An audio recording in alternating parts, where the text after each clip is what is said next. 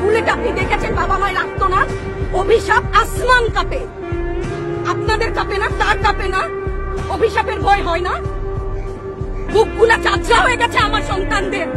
আবার বুলেট বলবেন, কি বলবেন এগুলো? অস্ত্রের মুখে দাঁড়িয়ে আছে, আমাদের পয়সায় কেনা বুলেটে আমাদের সন্তানদের আপনারা বুলেট ছুটছেন। আর কত পুলিশ ভাইদেরকে বলি, ভেতরে তো আপনিও মানুষ, পুলিশ ভাই বলি না, ক্ষমা করবেন, মুখ থেকে বার হয়ে গেছে। তাদের ঘরেও সন্তান আছে, তাদের খোলসের ভিতরেও মানুষ। যারা এখনো ঘরে আছেন তারাও জানেন আর কতদিন ভয় পাবেন।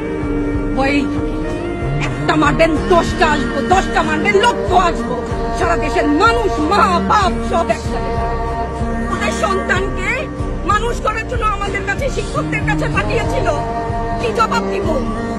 আমার তো কোনো মুখ নাই, আমি শিক্ষক, আমার ভাষা নাই। তাদের কাছে হাত জোর করে মাপ চাই, নিরাপত্তা দিতে পারি নাই, নিরাপত্তা দিতে পারি নাই। মনে হয় রাস্তায় শহীদ হয়ে গেলে যদি এই লজ্জা আমার কিছুটা থাকে, ওদেরকে বলবার আমার কিছু নাই। আমি হিজাব করি বলেন আমি হচ্ছে গে জঙ্গি, আরো বলেন না যারাই প্রতিবাদ করছে জঙ্গি। হ্যাঁ, 71-এর সময় জঙ্গি এক যদি চেহারা অমন হয়, 24-এর জঙ্গির চেহারা এরকম হবে। তাহলে দল করলেই কেন? দল করার এটা স্বীকৃতি দিতে হবে না, দল করলে ক্ষতি কি? অধিকারই তো চাচ্ছি, সাধারণ মানুষের অধিকার চাচ্ছি, কেন বারবার আমাদেরকে এই কথাটা শুনতে হয়? এই বিভাজনের সুযোগ তো তারা বারবার নিয়েছে, আবার কেন? পিছু হটবা না, ভয় পাবা না। তোমাদের শিক্ষক আমরা লজ্জা পাই, তোমাদের থেকে শিখেছি।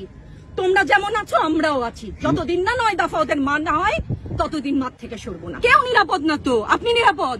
সংবাদ কর্মী আপনি কে আত্মসম্মান বিসর্জন দিয়ে বিভিন্ন নিউজ, লেবুর বাম্পার ফলন নিউজ করতে হচ্ছে না? আপনারও লজ্জা লাগছে না? আত্মীয় স্বজনের কাছে মুখ দেখাতে পারছেন না তো? আপনার হয়ে আমি লড়ছি, আমাকে সহায়তা করেন। Thank you.